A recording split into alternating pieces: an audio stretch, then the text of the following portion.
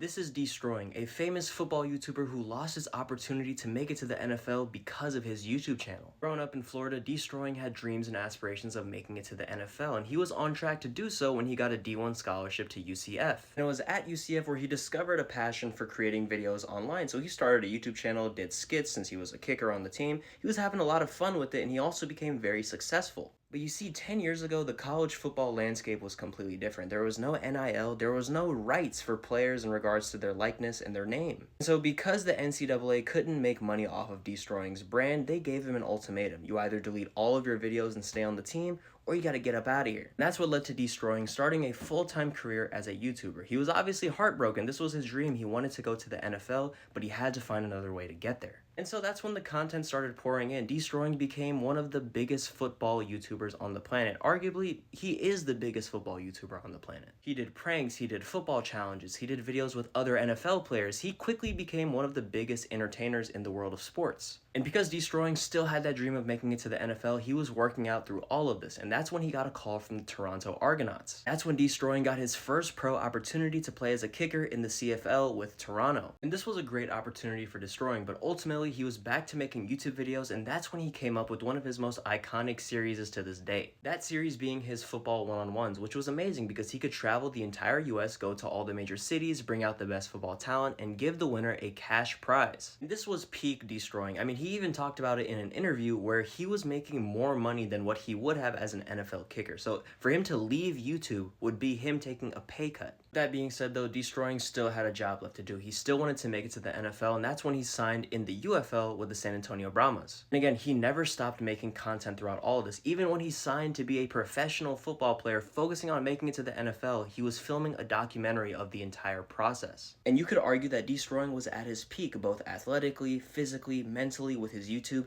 he actually had a chance to make it to the NFL. But unfortunately, Deestroying would be hit with another setback when he broke his neck during a game. Luckily, he survived and he's doing very well with his recovery, but there's a major chance he will never play football again. And so Deestroying is back to making these one-on-one videos, and it seems that he's been doing very well. And even if Deestroying never plays a professional snap of football again, his impact on the world of YouTube and the world of sports will forever be felt.